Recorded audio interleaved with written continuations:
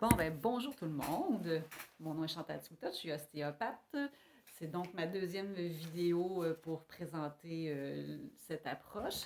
Lors de la première vidéo, je vais surtout présenter ma philosophie d'intervention, comment moi je me percevais comme thérapeute. Donc, dans cette deuxième vidéo, je vous avais promis de vous parler de la définition de l'ostéopathie. Donc, oui, vous voyez ma chatte en arrière qui veut faire sa vedette. Donc, j'ai choisi la définition fournie par Ostéopathie Québec, donc l'association dont je fais partie. Fait que je vais vous la lire, je ne la connais pas par cœur, et je vais essayer de vous la décortiquer au fur et à mesure parce qu'elle est quand même un petit peu longue. Donc, l'ostéopathie est une approche manuelle. Donc, on utilise principalement nos mains et notre corps aussi pour travailler sur votre corps, bien entendu. Donc, si vous allez voir quelqu'un qui se dit ostéopathe puis qui utilise des appareils, tout ça, ben, c'est pas vraiment de l'ostéopathie. OK? Donc, notre objectif est de rétablir la fonctionnalité des structures. Qu'est-ce qu'une structure? Donc, c'est tout ce qu'on peut palper. Ça soit votre peau, que ce soit vos articulations, les muscles, les tendons, tout ce qui est fascia, tous les tissus qui entourent toutes ces structures-là. Ça peut être un viscère aussi, comme votre foie, les intestins. Ça, c'est toutes des structures. Et des systèmes du corps humain. Les systèmes du corps humain, donc on parle ici, mettons, du système vasculaire, du système cardiaque, système digestif, etc.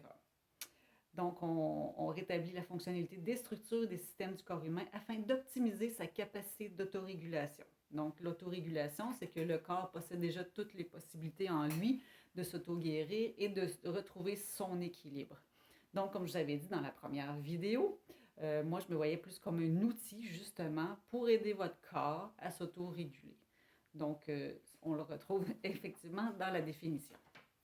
Donc, cette pratique est basée sur des connaissances approfondies des sciences de la santé.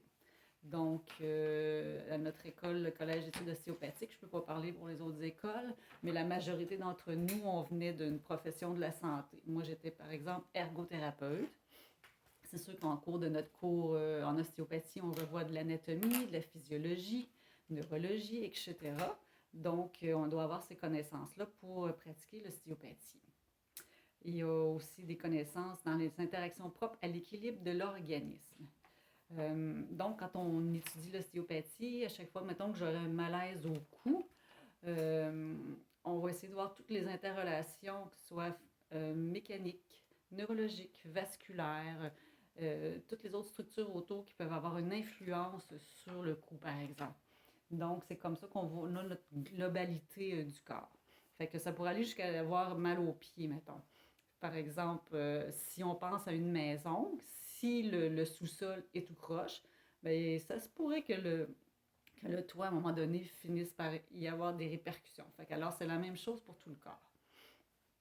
Ça, je vous en donnerai des exemples plus tard dans d'autres vidéos, là, des exemples qu'on crée pour vulgariser les connaissances. Ensuite, grâce à une palpation fine et précise. Donc, en ostéopathie, comme je vous dis, on travaille avec nos mains. On apprend à sentir presque couche par couche dans le corps. Des fois, les gens vont dire, mon Dieu, on dirait que vous faites rien, mais c'est bien efficace. Des fois, on me dit, ben pèse plus fort, là, il me semble que ça travaillerait mieux. Mais non, ça ne travaillera pas mieux. OK? Parce que nous, dans le fond, on essaie de trouver ce qu'on appelle le mou dans le dur. Avez-vous déjà vu de l'herbe qui passe au travers de l'asphalte? C'est un peu l'image que je vois. C'est que cette herbe-là, dans le fond, on a réussi à trouver le passage qu'il y avait dans l'asphalte pour pouvoir sortir au travers. Donc, c'est un peu ça, nous, qu'on essaie de trouver dans toutes les structures. Quel passage, quelle porte qui peut nous permettre d'aider le corps à se libérer, de relâcher.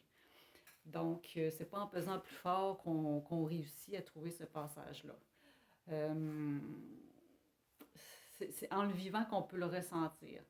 Donc, des fois, j'ai déjà eu une cliente à un moment donné, elle avait une douleur au talon, puis je travaillais tout le temps autour. Puis finalement, c'était vraiment une petite partie de sa peau là, qui était collée sur son os, là, mais vraiment très, très, très petit, là, qui lui créait cette douleur-là. Fait que c'est vraiment en ayant cherché la chose fine, fine, fine qu'on a pu réussir à la soulager. Ensuite, bon, une évaluation complète et globale permet d'investiguer la cause des dysfonctions neuromusculo-squelettiques, viscérales et crâniennes. Donc, lors de votre première rencontre avec un ostéopathe, on fait passer un questionnaire naturellement parce qu'on veut vérifier s'il n'y a pas des urgences médicales, s'il y a des contre-indications à recevoir notre façon de travailler, si on ne doit pas vous retourner voir votre médecin. C'est sûr que nous, on ne veut pas que vous repartiez pire, alors on veut vous soulager. Donc, c'est important pour vous de nous dire la vérité aussi sur votre historique médical. Et si vous avez aussi des résultats d'examens médicaux, c'est intéressant que vous nous les apportiez. Ensuite, chaque traitement ostéopathique est spécifique et individualisé. Donc, on n'arrive pas avec une recette avec chacune des personnes. Donc, à chaque fois que, même pour 2-3 personnes qui arriveraient avec une même problématique, mettons un même inconfort, ben, ce ne sera pas nécessairement le même traitement ostéopathique que les deux, trois personnes vont recevoir parce que chaque cas est particulier.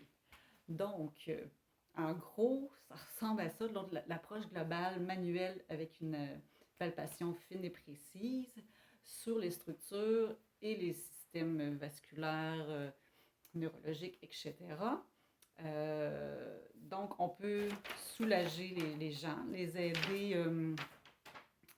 On peut, par exemple, chez les femmes enceintes, on peut contribuer à la préparation du corps à l'accouchement. Si vous avez des inconforts lors de votre sommeil, de votre digestion, ça, c'est des choses aussi qu'on peut essayer d'aller travailler. Donc, c'est ça, que ce soit les inconforts n'importe où sur votre corps, au niveau de la tête, le cou, le bassin, les pieds. Ensuite, ben, en gros, c'est pas mal ça. Fait que je vous invite à aller sur mon site pour avoir plus de détails. www.chantalthiboutot.com. Alors, vous avez toutes mes coordonnées pour mes 3 cliniques Lévis, Val-Bélair et Saint-Marc-des-Carrières. Et ça me fera plaisir de vous rencontrer. Je vous remercie. Au revoir.